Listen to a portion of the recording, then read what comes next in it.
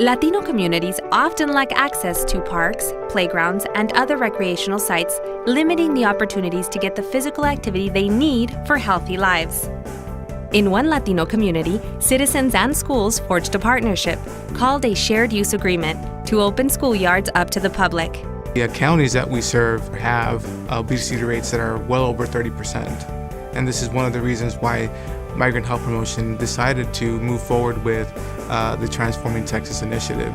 So one of the things that we have focused on is sharing information with Hispanics and Latinos throughout South Texas on what they can do and, of course, help them live longer, healthier lives. Migrant Health Promotion set their sights on a Latino-majority city with a high obesity rate. There were a lot of paths that community members were using along with students here at the school district, but I wanted to mesh the two, and I wanted to come up with something formal where we could work together with the city to promote good health. De Leon's group and the school district decided to partner together and create a shared use agreement, a formal contract for the shared public use of the school trails after school hours. I decided to use the internet to help me find toolkits that were available, something that I could model after successful agreements that have been developed throughout the country, maybe even here in the state of Texas. The school board was captivated by the idea of a shared use agreement. It wasn't difficult at all to persuade the board members. They knew that we had issues in the district, obesity, and they were all gung-ho for going forward with this project. By having these discussions and giving them the opportunity to help you, several things can develop from it. One example is when Dr. Everett came back to me and said, "Oh, and by the way, I found out that there's Flournoy Park here in Alice, Texas." The city of Alice utilizes this park along with the students of Alice AISD. We're getting the pond ready for fishing and for canoeing.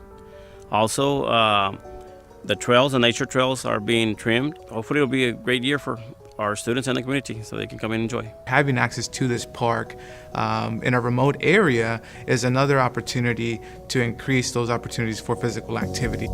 So Everett and De Leon added the park to the shared use agreement. In having the discussions with Dr. Everett, she pointed out that some of the recreational facilities that were open to the public after school hours also included the football field, soccer field, and track.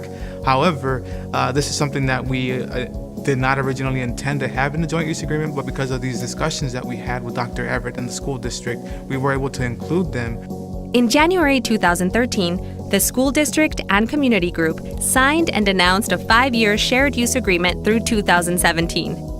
Since the agreement, we've kind of expanded the use of facilities across the board, not only necessarily here at the school district, but within the community. We are trying to see what measures we're going to take to actually evaluate the process of if the physical activity in Alice has increased or not. It is very safe and it's a good place to come and walk. I mean, we didn't have nothing else to come and walk. The great thing that Alice has.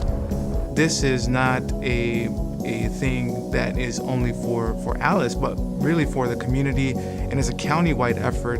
And being able to use the agreement here with Alice ISD, it is something that I feel is something that other cities and towns throughout Jim Wells County can model after, so that we create a greater opportunity throughout the county to increase physical activity.